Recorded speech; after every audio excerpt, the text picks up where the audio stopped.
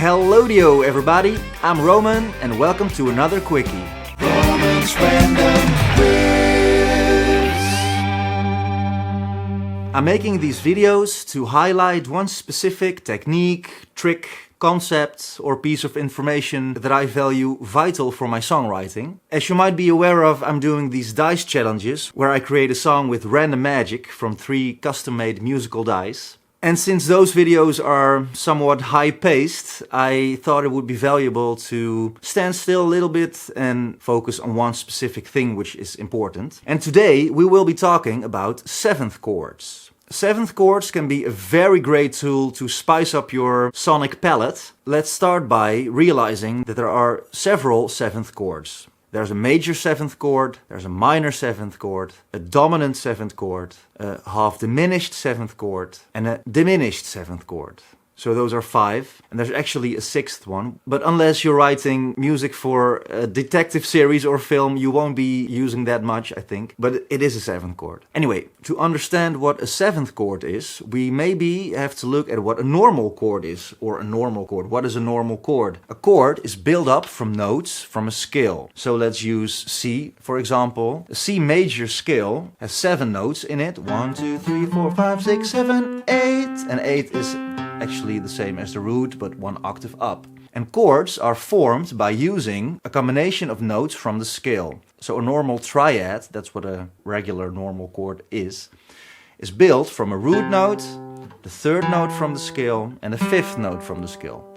But in this way I can play them together, because there's 2 notes on the same string. So what we would do is, and we can play these notes extra, but those are notes we have already. It's the root note again, and the 3rd again. So this is not a chord with 5 notes. Well, it is, but not 5 different notes. It only has 3 unique notes, so to say. Now on to the 7th chords. A 7th chord includes the 7th note from the scale. So in this case, 1, 2, 3, 4, 5, 6, 7.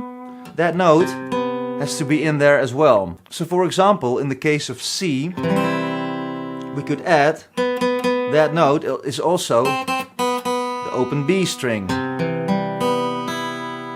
And as you can hear, both are really beautiful, but the 7th chord has really more, I don't know, a sensitive, softer vibe to it, more sweet. So that will be an example of a 7th chord, and it would be an example of a major 7th chord. A major 7th chord includes the major 7th note from the scale. So a major 7th chord is built purely with notes from the major scale.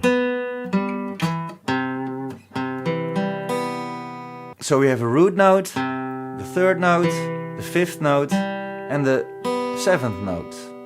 Now on to a minor 7 chord. The principle here is the same, only we have a minor chord. Let's take A minor, for example. So if we want to turn this into a minor 7 chord, we have to use the minor 7 out of the scale. So 1, 2, 3, 4, 5, 6, 7, 8 or 1. So we can easily just lift our ring finger here and we get an A minor 7. Beautiful chord.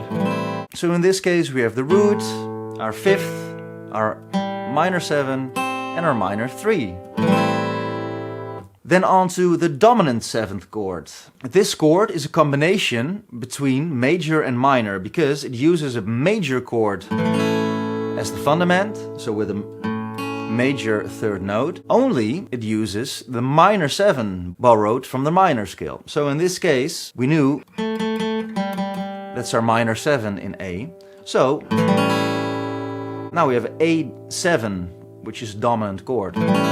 And a dominant chord is used on the 5th degree of a major scale, because that is how this game works. You play notes from a scale, and by combining different notes, you get different chords. That dictates that the 5th degree should be a dominant chord. And the 5th degree forces our ear back to the 1st, to the roots, to the home. Because this creates a lot of tension, and then we want to go back to our house, in this case D, because A is the 5th note of D. 1, 2, 3, 4, 5. So that's a beautiful way how dominant chords are used also to modulate or to really push the ear into a certain direction. That's really great.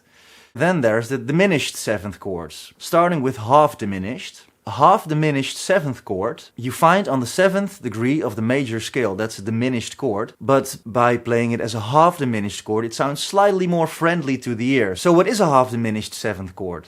A half diminished 7th chord is a minor 7 chord in its essence. Only the 5th note is lowered half a note, so a flat 5.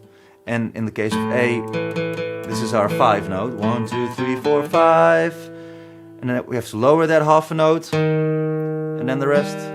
So this is a half diminished chord, consisting of a root note, flat 5, minor 7, minor 3. This creates a lot of tension, as you can hear. And then on to number 5, a diminished 7th chord, not to be confused with half diminished 7th chord. Although they are very similar, there's one different note in there. Let's play a C diminished 7 here. So just like our half diminished 7th chord, we have a root note, flat 5. Here is the minor 7. That's what we will be changing for a diminished 7th chord. And then the minor 3. So this will be our half diminished chord. But our diminished chord has a flat 7 note. So we have to lower that half a note again, creating a lot of tension. And a flat 7 sounds the same as a major 6 note. It's the same note, but you can give it different names. So you could also say this is the major 6. 1, 2, 3, 4, 5, 6. And then the last one, that's a minor major chord. And that's kind of the opposite of our dominant 7th chord. Because you might remember that a dominant 7 chord is built with a major chord and a minor 7. The minor major chord is a minor chord, but with a major 7. So, and the rest is minor. So unless you're writing music for the new James Bond movie, you won't be needing this chord much, I think. Let's go to the next level of this and apply it really in something you could write in real life. Let's use our diatonic chords of C here, the house of C, which is a C, a D minor, E minor, F major, C major, A minor, B diminished, and then back to C. So the first step would be to learn how you can play your diatonic chords as 7th chords. So for that we need to know which chords are major and which chords are minor. If you don't know that, you can watch this video with a cool little trick to know every chord in a house, in a key, certain key, certain key, certain key. So let's start by playing these chords as 7th chords. So C major turns into a C major 7. A D minor turns into a D minor 7. E minor turns into an E minor 7. I'm adding the 7 note in the octave above here because I think this sounds too dark in this position, but when you add it in the 2nd octave, it clashes less in the lower register here, because that will be your normal shape for that. And it's no problem when you play that shape more up the neck, but in this lower position it's not so nice, so I'm playing the 7 here on the B string on the 3rd fret. I think that sounds nicer here. Then on to a F major 7, and you can play it in different ways. You can play it as an F with an open high E string, or you can play it as an A minor chord with an F in the bass, muting the A string. And this is also a very nice shape to move up the neck. Then we go to our 5 chord, and as you might remember, we need to play the 5 chord as a dominant chord. So we have to play a G7 here. So this is a normal G. This is our octave, and if we drop that a whole note, we get the minor 7 in there. And we go to A minor, which turns into an A minor 7. And then to our diminished chord, which turns into a half diminished chord. And then back to C major 7. So now we kind of harmonize the scale of C major in 7th chords.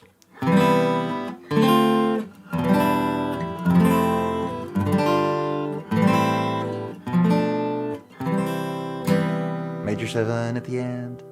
Okay, let's try to apply this in a chord progression. Let's say you have written a chord progression C to A minor, to F, to G. Let's say this is our song. We could turn all those chords into 7 chords and we get a way different feel, a way different emotion. So let's say C major 7, A minor 7, F major 7, and G7, back to C major 7. Sounds more jazzy to my ear and also more sweet, a little bit richer also. And now on to the last level for this episode, because there's so much to talk about, but I want to keep these short, kind of short, quickies. There's so much to tell about this, but we'll do that in another quickie. The last food for thought I want to share with you is by using the caged system, or the principle of the caged system. I also made a video about that. We can apply this information we're doing here in the campfire position now, also higher up the neck when you're playing in different keys. So let's take the same example as before. Let's say we're not in the key of C, but the key of E. We can do the same thing, but higher up the neck. So we have our E chord with a C shape, and by removing our middle finger here, we get an E major 7. And just like we went 1.5 note down from C to A minor, we can also go a C sharp minor 7. So that's, you already hear that sounds also beautiful. And then we went to the 4 chord, which is in this case an A major 7. And then to the 5 chord, which is a B7 in this case. I like to use the E major shape for that. And then by removing the pinky we get our dominant 7 chord here. And that wants to go back to E, but we can also build the chord towards the other side of the root with an A major 7 shape. So we now have 2 ways to play that chord, for instance. It all depends on what you want to hear, what your heart is telling you, and what you feel. But it's good to have options, right?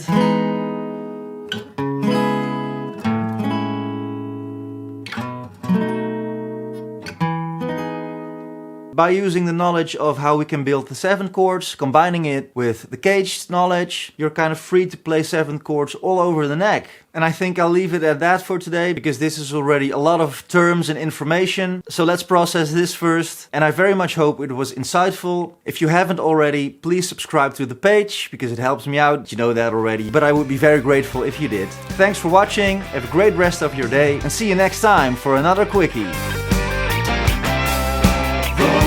Random